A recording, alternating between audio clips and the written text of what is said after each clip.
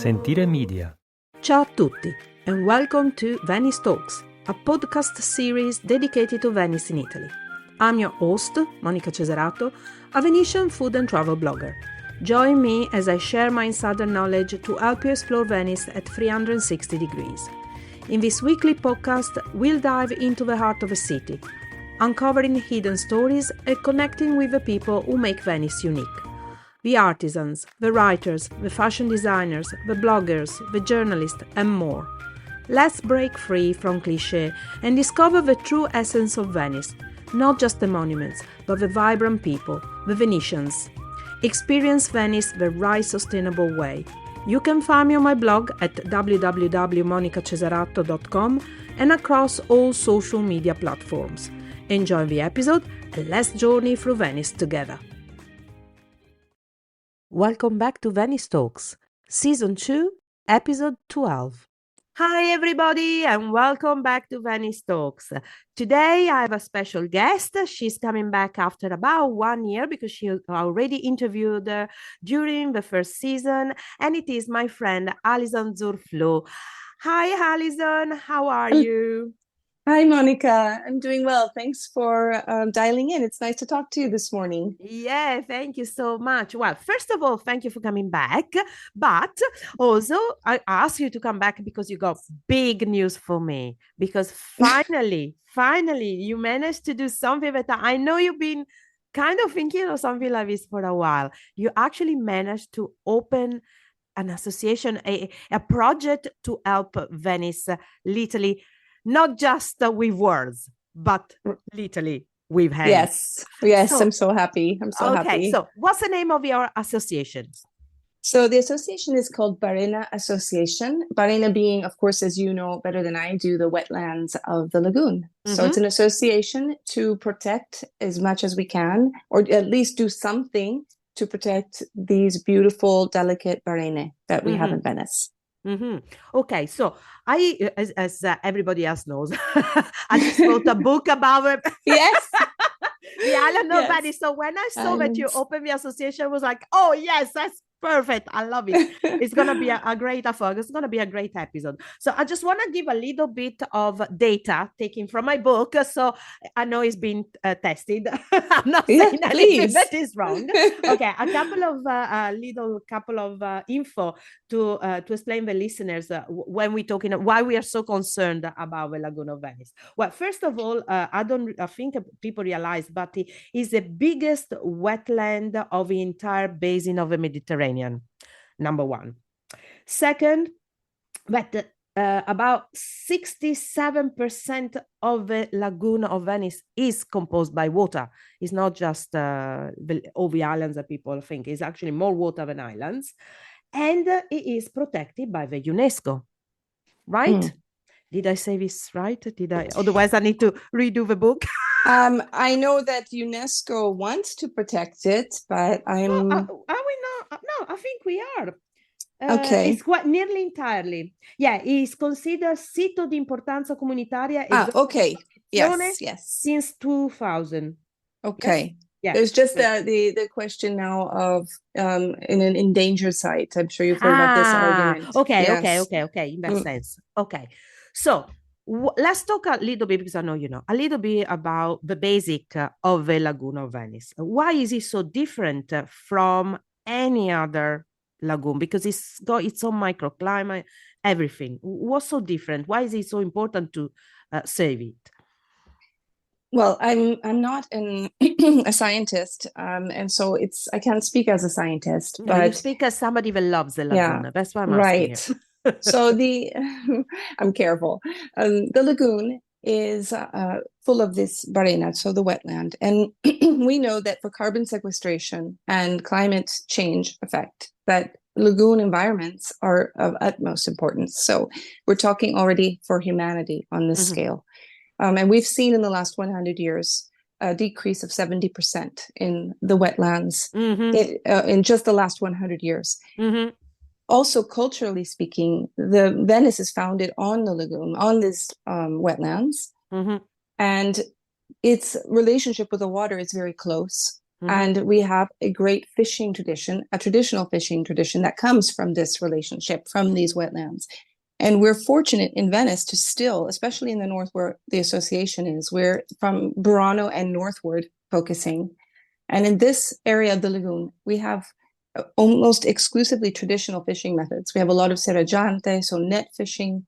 And I have seen firsthand in these last 10 years, by being able to fish a little bit with my friends and experience things at Santa Cristina, that these fishing methods are zero waste. They don't kill anything that they don't use. Truly, I've had to work alongside fishermen, and they've made me do this. I've watched them count fish one after the next, fishlings and fingerlings, and there is no waste. And this, I think, if we compare this to industrial fishing and the trawling and even the new trawler that's just been launched in France, unfortunately, it's 3 times the size of a normal trawler, then we can see how precious and how unique it is to have fishermen who can still fish in the traditional way. Of course. Which means that we can still have fish in a few years. So there's even for our own plate and our own physical well-being to be able to fish in this way. But at the same time, it's also their livelihood. So in economic sustainability, this is how they live traditionally. So if they're not doing this, what are they doing? Yeah, is the other question. People living. Right. That's another reason why it's not just is one of the reason on top of all the others why Venice is losing inhabitants, apart from all the others that we know. But this contributes as well. And if they leave, then what is left of this? So I can speak of Barena and north, really, or even from San Lazzaretto Nuovo and north. But I wouldn't want to address the south, since I'm not really super as informed as I am about the north. But this delicate environment is still housing this kind of a culture. And we're really lucky in Venice to have this possibility. And it's in peril every year more. It's also a really important migration point in Europe, Venice Lagoon. So we're talking about thousands and thousands of birds, of course, wildlife that come through. And being in the water, being on site and watching what's happening there, I have observed that it's not protected. It is officially a UNESCO site, but this lagoon is not protected. It's not. And no, it is not protected. And the fishermen are not protected. And nothing is protected. Things are being used and exploited, but not protected. Yeah. And it's interesting because it's not just about the fish, it's not just about the birds, but it's also of the flora, of the herbs, the plants that they're very if all the environment changes, of course, we're going to lose some of the delicate plants that only live in the lagoon of Venice. And that, I know it's a bit sad that how it's not just the city of Venice that is let to its own devices, but also the old lagoon, and it's so precious. I mean, it's incredible. I actually discovered a lot about the lagoon actually writing the book, because it's interesting. I had to take a boat because obviously I live in the mainland, so I never go on boats unless I have to, the vaporetto stuff. So it was very interesting to go with a local in the north part of the lagoon. And I was going like, can we go there? Can we go there? He says, no, Monica, we cannot go there. Why not? Why not? And I was going like, it's only 20 meters. And he says, Monica, unless you want to get stuck with a boat. Right, exactly.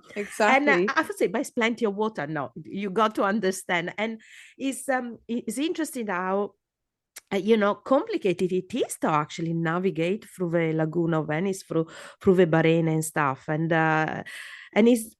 once we got into the really deserted part, it was amazing. It felt like being back 1,000 years ago. Of course. Yes. Nobody. There's nobody. And this is what's saving this part of the lagoon, actually, is that there's nobody. Yeah. And the reason that there's nobody is because of what you just said, that there is, under the water, it looks flat, but it's not flat. There's a whole series of canals and Velme and Barene and Palude, and all of these different shallow lands make it impossible to navigate. And so if we want to go back to the beginning, I'm going to wax a little bit historic, although I'm not a historical guide. You go for it. If we go back to the beginning, we know that one of the things that protected the early Venetians was the tides. Mm-hmm. And the fact that they knew the movements of these canals and where they were, because these canals are shifting all the time as well in the Yeah, north. of course. They're not Exactly. staying in the same place. And the fog. And this is what, these were tools that they used to defend themselves against invaders.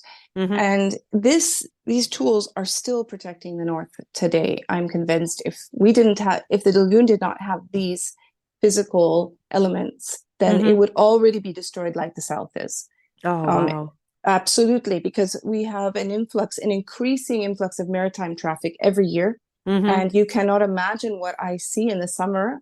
Oh, People going with their 350 yeah. horsepower motors when it's officially 40 horsepower you're Mm-hmm. allowed.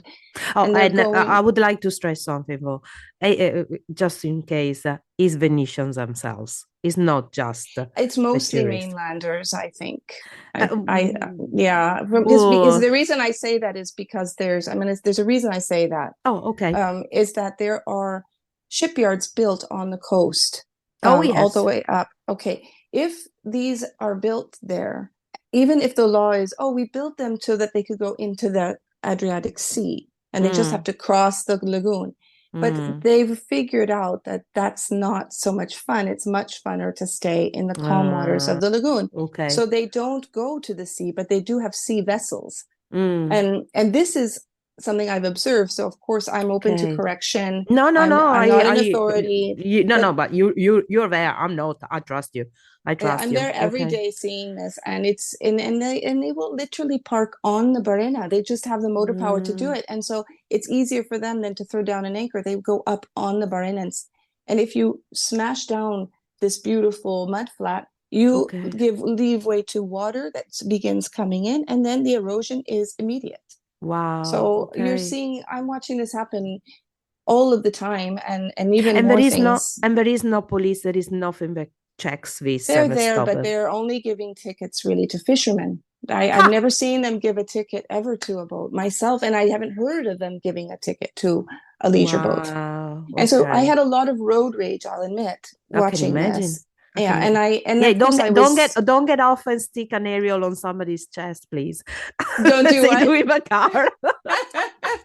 Yeah, Just in I case. was super angry, and I could feel myself. I said, "You have to control yourself, Allison, because you're here too with my small lagoon boat." But of course, it's a smaller, Well, it's a less smaller, and I destructive, think it's also the speed. I mean, I had the and the opportunity motor to, power.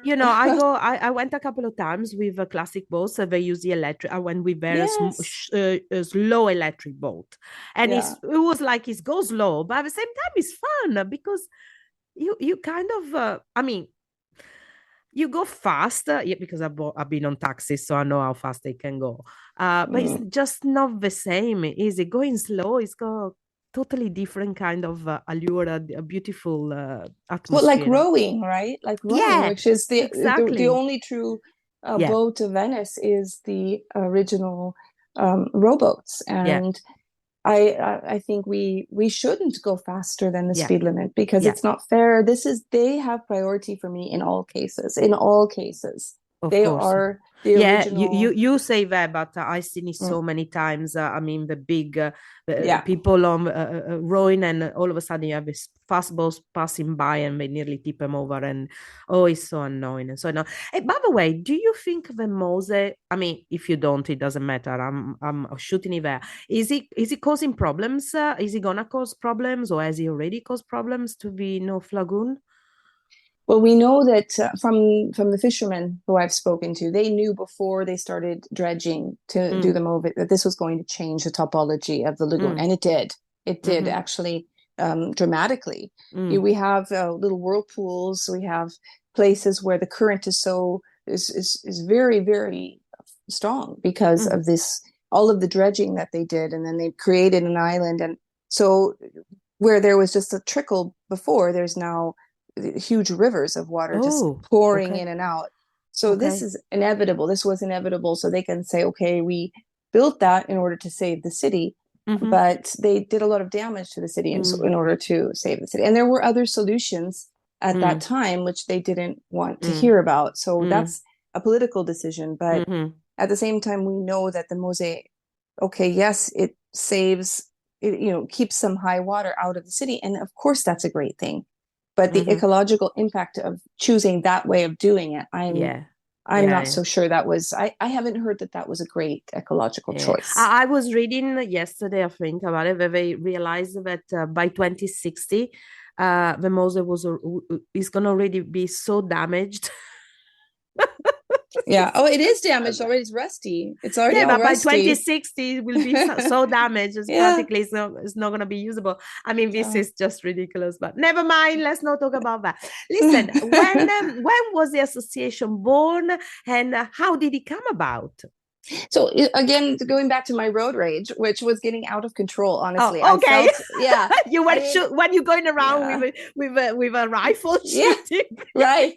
I mean, I'm going to put myself there because it's the truth. And I realized as I was angry that I also am a contributor. And I thought, okay, you've got to be logical here. You can't just get all up in arms and blame everybody. That's not going to help, and it's not right either.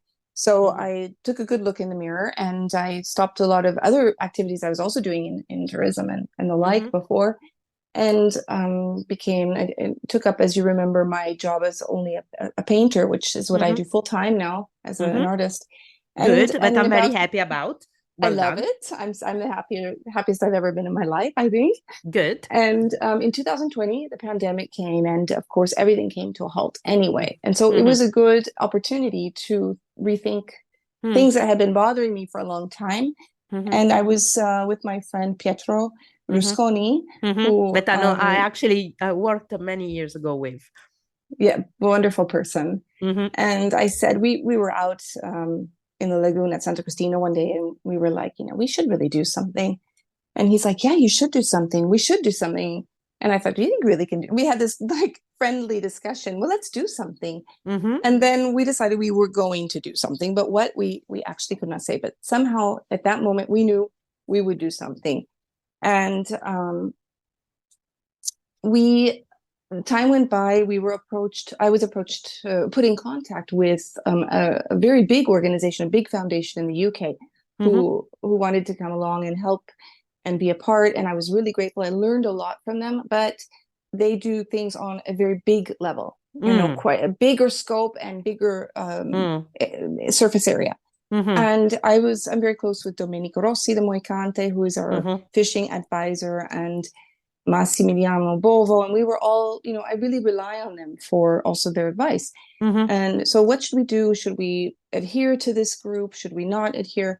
And we all decided, actually, you know what, we're Buranelli. We are close to the earth. We are small, but we are also a little bit Swiss. And I always felt that the Buranelli are a little bit Swiss as well. They're very clean and very organized and very efficient. And I was like, let's do it our way, actually. Let's try to do it our way. We want to keep it small. We want to keep it efficient, and we want to keep it located where we are, where we understand the damages, and we can actually be effective. Well, you have your pulse on the ground, have you? You're there. You touch every day. You're not just somewhere thinking, oh, we could, this virtual idea of helping. You are there. You can see right day by day, hour by hour, what's going on. So yes, exactly. So we decided to create, instead of a foundation, an association. And it was funny how it happened. We decided to do this in Switzerland because our treasurer is Swiss, Sylvia Bracher, and she is very, very good with all things financial. Well, she's Swiss. She's very Swiss. I would hope so. She's wonderful, wonderful. And then, so we're three co-founders: Sylvia, who's the treasurer of the Swiss, Pietro Rusconi, who is a Venetian and American, and me, of course, I'm Swiss American, but have a house in Burano. So we're all kind of different people, and all coming around a common goal. And so we were preparing. I was preparing, meeting. I came in contact with Alberto Baruse of the University of Padova. And the University of Padova has generously generously offered their expertise that they gained during their Life Vimine project. Good. So they had set up all of this with Life Vimine. They know how it works. They're scientists, so they really have tested the nature-based solutions, what is sustainable, recycled materials.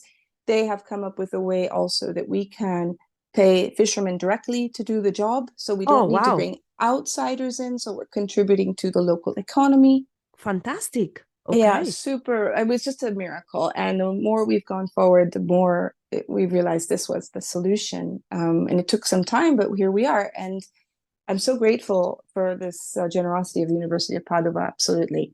And then there came, so of course we had all of this ready, but then it's like, okay, how do we take this step? And suddenly a sponsor came along and said, you know what, a sponsor from Chicago, we want to give money and we want to give it this year. Good. And I was like, Yeah.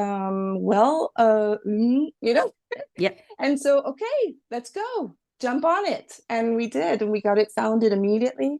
Good. We had the first founding donation, and we have had wonderful administrator come alongside, Emily Jushaw, who is helping with so many things. I mean, I couldn't do it without her. Look, I'm already emotional because she's just like doing lists every Monday, and she does the newsletter, and she's just all over it. And wow. And I needed that. I couldn't do it. I can't be a one-man show. No. When we see, that's what I think is the problem that sometimes Venetians have, but they don't understand about networking and about working together. It's all about that's the reason why there are so many church towers in Venice and so many churches. Interesting. If you think about it, point of view. I think about it. There is a church. There was a church for every guilt. Okay. Yeah. Okay. We know the history and stuff, but if you think about it, it is one way it works in Venice and in Veneto anyway, generally. And then let's enlarge it to all Italians generally, but let's say particularly in Venice, it's very hard for the Venetians to work together. And I think sometimes if eventually Venetians understand this, and they do get together, really, we can turn the tide. We can change things, but at the moment it's still very individual. So I'm very happy that you managed to do it. But then again, it took Swiss people to do it. It did. But then it took Alberto and he really came alongside and helped with some things that I could never have done. So we've really had a lot of support on that end as well with local, and I've had other locals reach out and actually and say, I'm here, how can I help? Good. And I haven't yet found places for everyone, but I've written everyone's name down, and I felt so grateful for all of these contacts. In fact, one guy, I was really moved by him actually, and he has a boat, and he's from the mainland, and he loves the lagoon, and he sent a message after about a year to me, and he said, you've changed the way I see the lagoon. At first, I thought we should bring lots of boats out and we should really enjoy this beautiful environment. And now I understand that we need to protect this environment, even if it kind of breaks our heart. How can I help? And I'm like, what? And I think I broke down crying at that moment. Wow. I thought, what a beautiful thing to say, because I don't mean to come in here and do things my way and be like, I'm Swiss, I'm going to change things. I really don't. I want to come at it from a humble, hands open. No, but you have. I mean, since when have you been in Venice? I think I started coming like 2012 to Venice. Oh la la, okay, come on, it's a long time now. Okay, but I haven't had my house for 2 years. My official house, that's my own in Barena. Yes, so that's really lovely. But listen, the problem is not bringing the boats to Venice. The problem is what type of boats? Because if we bring, as you say, either rowing boats or boats that go very slow, okay, that's not going to be a problem. And also if they are regulated in numbers and stuff, that's not going to be a problem. The problem is, like usual, it's the same thing with, if you think about it, the Airbnbs. The problem is not the Airbnb as an idea. The problem is that it got out of hand, and then it's way too many. Way too many. Yeah. And no respect. And no respect. Exactly. So I think the problem all the time is not when these new ideas come about. It is the control and self-control that there should be also, but also the regulations. Like all things, if you limit the numbers of things, then obviously you're not going to cause problem. And again, people should be able to go and see the beauty like I managed to see, like you see it. We should Okay, also but to understand, but regulate it in a way. Okay, but here's the Control. problem with that is that there isn't any regulation. So I I've know, actually I talked know. a lot with these boat Exactly. companies, even the houseboat companies, which quite frankly are not so bad houseboats. But let me tell you the truth of the matter. No, Houseboat, I agree with you. I know that there yeah, is no regulation. Okay, so you yeah. understand. I'm on your See, side. see, see. Oh, I know you are. I know you are. Yeah. I'm just giving feedback, but I know Yeah. you are. This houseboats are actually a safe way to visit the lagoon. They don't go very fast.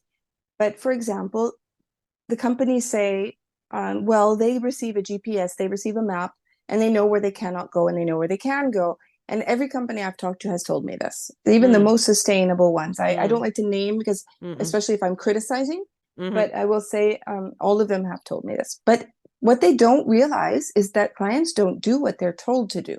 And even we see there's, we're up by Torcello. So there's the marked road until after Torcello. And after that, you come into the natural park, right? You're not supposed to go there. And on your GPS and on your map, I'm pretty sure it's written, you can go where there's poles, and where there are no poles, you can't go, right? Bricola. Well, we found even just about 3 days ago, on one of the very delicate Barene, really one of the ones that we actually is on our list to protect first this summer, there was a houseboat completely stuck in the mud, and he had literally gone in 2 centimeters of water to get there. But then the water went down, and there he was almost completely out of the water. And he looked at us and he's like, help me. And a fisherman who I was with, who is a lovely man, looked at him and said, you're just going to have to wait 4 hours. Like, don't do that. And we were with some guests who were like, oh, aren't you going to help him? And I said, listen, no, we can't, but we're not going to. And here's the reason. They disobeyed the GPS and the map. So, somebody there has to be somewhere a lesson learned. And I don't know how to pass that lesson without being mean, but the idea is no. Well, listen, children, when you have to, the only way you learn something in life is by getting stuck and on your own skin. So that's it. But I feel like the companies need to be, I don't know what we can do, but they really need to address this, Monica, because... Well, I know that one which I've interviewed them already. So if you guys, if you go and look back on the episodes, you know who I'm talking about. Actually, I was with them a few weeks ago, and they told me they stopped doing that. Now their boats only go out with a captain. That's so great. That's great. Because it was too much, sorry for swearing, too much hassle. Hassle's not a bad word. You can okay. Well, it depends how you pronounce it. I use many worse ones than that. But they were saying to me that they decided to opt to go back to, they still have their beautiful electric boats and stuff like that, but they're gonna be with a captain, because I think they realized as well that it was, I think it mainly was too complicated they realized also they used to give like about an hour training, and they realized it's not enough, and no. As you say, these are people you should see. When Monica, I'm so scared for some of these people who rent boats when they come to get gas. I'm like freaking out just to watch them. They stand up and they reach over to grab the.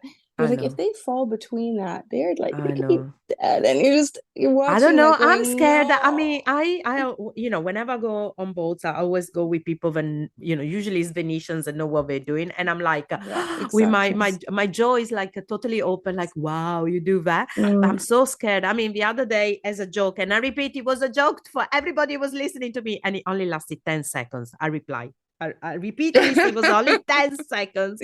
I was on a boat and the captain said to me, do you want to ride? But I want to clarify, he was standing next to me. His hand was literally 1 centimeter. We were happy to see that. Everybody gets to give a try. Like, come on, Monica. If you write a book about it, you have to give a try. Well, listen. I had some Venetians going very heavy on me and say, you were going too fast. I said, I wasn't driving. That was the speed that the captain put, and he's been riding the boats for 40 years. So, and he said, and you weren't. No, I wasn't anywhere near the, we were quite far away. And I replied, it was 10 seconds because the video is 10 seconds. Yeah. So I said, I never do it again, I swear. I'm always super careful too, because I think, so make sure, but it's good. It's like accountability. I hold myself accountable all the time. But And it's can I just hard say, sometimes. It it was is. one of the most beautiful experiences I ever See. done. I Mm. mean, I realize that I'm definitely not a sea woman. But I do love going on boats as long as somebody else rides it. But it was fun. It was fun. It was interesting. Yeah. Also, that boat was a bit particular because the one I was a vintage taxi from 1960 that has just been Ooh, totally restored. wow. It was beautiful. It belonged to was it Peggy Guggenheim? Oh, Maybe it wow. was. Maybe it was. Oh. Maybe I'm saying something wrong. I don't know. It was very famous. It belonged to somebody very famous. It was amazing. It was beautiful. So that was an interesting thing. But I repeat, I do think that everybody should do it with somebody that knows how to handle a boat in Venice. And there They is also nobody people like need a Venetian. Well, right, and it's like especially guests, because visitors are actually just coming for one day or one week. They're not Yeah, learning something that's going to serve them for years. So I think exactly. the Venice in on a lake, I can understand, Yeah. a place where you can't really hurt something, but we know that, and we've watched other associations fighting for so long for the lagoon. I mean, we're just coming on the heels of many others, but this lagoon is delicate. It Mm-hmm. is delicate and it's a treasure. So we have to apply different rules here, because if we want it to last, Mm-hmm. that's the point. The point is, Mm-hmm. we can. I'm going to go back to this example of a cruise ship who Mm-hmm. says, even a Swiss friend of mine once said, "We're taking the cruise trip to Venice," and I said to her, "Well, why?" And she said, "Because the view from the cruise ship over San Marco is Mm-hmm. spectacular." And I said to her, Mm-hmm. "Do realize that that's not an organic view? No Venetian has ever had that view unless it's Mm-hmm. from the bell tower, and you are hurting the city in order to get your view." Mm-hmm. So I'm just asking you, how can you look yourself in the mirror when you know that you're hurting Yeah. the city to get Yeah. your 1 minute view? And so the hard questions we have to ask ourselves. It's a thrill for me to do that and that, but that's a thrill that's going to hurt the environment. I And know. I'm lucky to have my friends Domenico, Massimo, and others who I'm always saying, "Can I do this? Can I do that?" And they answer me always very calmly. "Okay, you can do that. The reason I wouldn't is because of da da da da da." Yeah. And you're like, "Oh, I didn't realize that. Okay. Oh no, Exactly. I don't want to do that. No." Or Exactly. "Allison, you can do that, but look, lift your motor up. Here's an oar. I have an oar in my boat. Row, you can row there. And then Yeah. when you come back out here, and then we don't get off in certain places. We don't touch Yeah. certain things. Yeah. During the nesting season right now, there's this wonderful little piece of Barena that was an old convent right by Santa Cristina. Uh-huh. And it is a nesting Barena for kokai. Uh-huh. And right Okay. now is the time where we're having Ascension weekend is one of the worst weekends because all the kokai Of eggs are course. there. Of And course. there's party goers who sit there for 4 days. Of And course. so we find dead kokai all over the island after. Oh, that's so So it's like, sad. just stay away while they're little, Yeah. because the moms need to feed them every hour. Just stay Yeah. away for a couple of days and go back when they're already big. But So, mainly it's because people are ignorant and they don't actually know about this. It's not, see, that's right. that's a They don't problem as well. realize. So, Yeah. from a point of view of practicality, what does how do you move as an association? Can you talk about that, or are you still in the stages Yes, of we you can. decide? Okay. We've actually, I can't announce yet who, but we have just signed an amazing large sponsor who's going to allow Mm-hmm. us to do really great projects this year and for Mm-hmm. years to come. And what we do is um, we're looking at nature-based solutions. So if you've seen, again, some Barenas, sometimes you see these really big nets full of rocks, Mm-hmm. salsiche. Mm-hmm. These are really effective on the big canals, it's true. But in order to install these, you've got to dredge up. So you do end up hurting the lagoon a little. Now, on the bigger canals, I think obviously there's really no other solution because Mm-hmm. we're not proposing those. We're going to let the bigger companies do that. We're doing in the northern, the small Barene, the ones that are so beautiful and delicate and necessary to wildlife. Nature-based solutions where we use about 90% recycled materials, wood, compressed shells, compressed sand, and the fishermen create fascine. So these kind of rolls of sticks and branches that are tightly bound with iron. That's the one thing that's not sustainable, is the iron string that ties them together.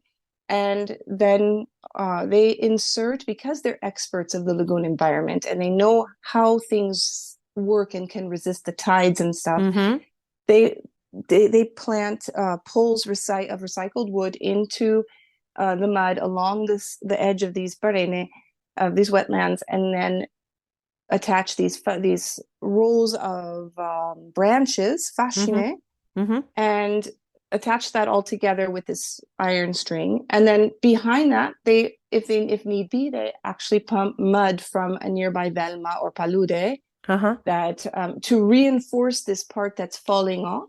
Of course. And then with time, the natural plants begin to grow again. Of course. And they grow through these sticks, through these poles, and reinforce themselves. So they actually, it's like helping the Barena to reinforce itself in a natural way. You give him some support, and then it's just going to support itself. Yes.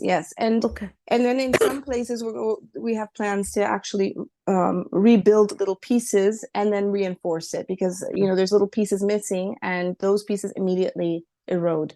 So just, you can pump mud there, you can do the fascine. And what's really important in this project is not only the works that will be conducted by local fishermen from Burano and who have already done this kind of work, but is that we'll maintain these works. So we're looking at typical Swiss, slow and steady wins the race. Yes. Slow and steady, using our head, long-term maintenance, so that these things are not in 10 years floating around and we've just messed up and added confusion to the lagoon. This is not what we want. Of course. We want to shoot long-term so that they can always be maintained by fishermen all year round. And so we will only start with projects that we can actually, let's just be honest, pay for, and that we can ensure their maintenance. And then as we grow, we will do we'll do more and more and more. That's the idea. You know what I like the idea? Long-term vision. That is the biggest lacking element right now in Venice. It is long-term vision. And I like, but remember, Goliath was defeated by David, but was very small. Exactly. And it's the ant usually that manage to achieve everything. And, the little drop that can erode the stone. So, small doesn't mean bad. Sometimes it means good, a lot of good. So I'm very like this mosquito example, right? If you think a mosquito cannot make a difference, then try sleeping in a room with one. Exactly. So and in Venice, we definitely got tons of them. So we definitely know. Yeah. And they never bite me, ever. Okay. Oh, you're lucky. No, I'm really lucky. Yeah, but they stay by your ear going zzz. They do, but I don't get bitten. So somehow I'm made for it. You're lucky. Yeah. Listen, first of all, let's say where can people find you on the internet and on social medias? So our Instagram is Barena Association. And our website is www.barenaassociation.ch for Switzerland, because we're founded in Switzerland. Perfetto. Okay, the last couple of minutes, let's talk about you. So you have taken the step and gone into being a full-time artist. I saw you just open. Is it an exhibition or a studio you have in Switzerland? Well, I have my small studio in Switzerland, and I of course paint in Burano, and I'm really, really grateful to be able to paint at Isola Santa Cristina. I have a little space there as well, and I'm very grateful for that. And I did an exposition exhibition in Zurich. I was in Rome last month, and I'm on my way now to the UK, to Dartmouth.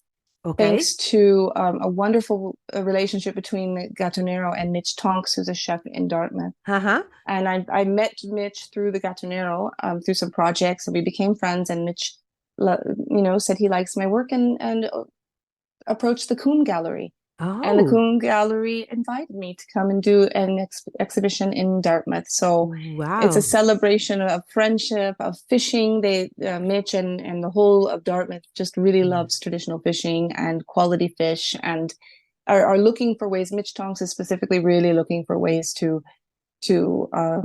hold on to sustainability Uh-huh. and how how to market that and bring more attention to sustainable Mm. fishing. Mm-hmm. And so our theme is I'll be exhibiting with two other artists, and the theme that the gallerist chose was Venice and her lagoon islands and her islands. Now Mm-hmm. I'm forgetting exactly. And so yeah, we'll all be there talking about Venice for 3 weeks. I Mm. mean, I'll be there for two, but the exhibit runs for Nice. 3 weeks. Listen, and Yeah. when the exhibition in Burano, when are you Oh, well, gonna we do it? are talking. I keep talking about it. I have a friend who's a photographer in Burano, and we're just dreaming about it, but we Well, we haven't yet set a should. date. I was Come on. approached by someone in Leo Piccolo, so hopefully there'll be Mm. something there. Yeah, come And I'm on. cooking up something in Venice, hopefully. So I would love Nice. to do things locally. Absolutely. Well, I really would. you have to, come on. Also, because it's a great way to promote this association now as well, isn't it?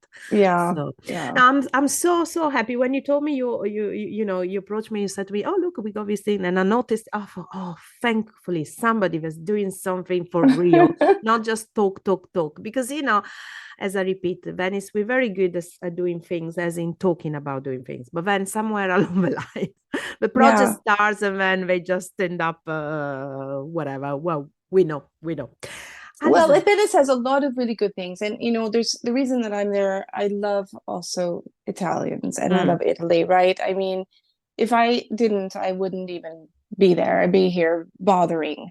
I just, I've gained so much from the Italian culture and Italy in general. I think the whole world feels this way. We can't really put our finger on what it is.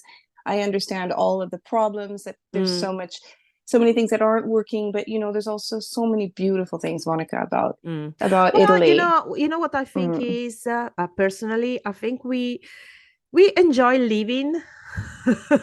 So I mm, think living comes before working, or at least personally for me. yeah, I came to a point where I say no to certain things. Okay, maybe I earn less money, maybe economically is worse for me, yeah. but I sleep at night. That's all Yeah, I well, can I feel the say. same, You know, obviously. Yeah, I sleep yeah, at night. I'm happy. Let's say yeah, relatively happy as somebody can be. yeah, And I realize that lately, success in life doesn't necessarily mean making loads of money. Sometimes yeah. it's like you say, finally doing what you like doing. And be able to say no as well sometimes. Yeah, yeah. I'm learning this too. In these last few years, I've really kind of been reborn, and we'll have another conversation about that, Oh, Monica, I love to. because I that's love to. been Well, so listen, liberating and I gonna empowering. the next Yes. time you come over, are we gonna I wanna go out on the lagoon on a boat and talk to your fishermen. That's it. That's what we're Yeah. gonna do. Okay. Yes. We love it. Yeah. Okay, listen, thank you again for talking to me. And if you go sponsor, but if somebody join your association as members? Please. Okay, and they We're just to not having contact you. official members. You can join just in order to keep everything very simple. So we keep everything really simple in our Mhm. association. But you can join our newsletter, and Okay. you can please also write to me because if you have any kind of expertise you want to offer or you want to talk, have a conversation, please Hmm. be in touch because you just never know how can you can be of help. And Exactly. we're creating now a little bit of merchandise. We're going to have some Oh, t-shirts cool. and some caps you Bag can buy to come alongside us and bags. We as should do the well. bags, the bags. And bags, Oh, they also have the best things to do. bags. Yeah, yeah, We've yeah, yeah. got that almost finished. Actually, we're working on it today. So Oh, cool. we have lots of projects, but again, and Emily, the administrator, is like a racehorse running forward. And then there's a little bit older me, and I'm like, okay, slow and Yeah, steady. yeah, yeah, yeah, But yeah. it's a great team, so we're going to have a lot of Good, interesting things coming up, and we're going to be starting our works at the end of the summer. So good, we'll be talking about that on Instagram too, and all of good. the love, all of the support, all of the comments, all of the likes are really welcome because they just motivate us to keep going. So please show us the love, please. Thank you so much for talking to us. Ciao, Allison. Thank you, Monica. Thank you so much. Bye-bye. Ciao. Thank you so much, Allison, for another wonderful chat. You can find Allison and her team at www.barenaassociation.ch and on social medias as Barena Association. Thank you again for listening. Venice Talks podcast is a production of Sentire Media, created, produced and hosted by me, Monica Cesarato. Follow Venice Talks wherever you get your podcast, and if you want to book a food tour or a cooking experience with me, you can find me over at www.monicacesarato.com and on all social medias with the handle at Monica Cesarato, where you can follow my adventures around Venice. And don't forget, if you love this episode, please rate it and leave a review. It's very much appreciated.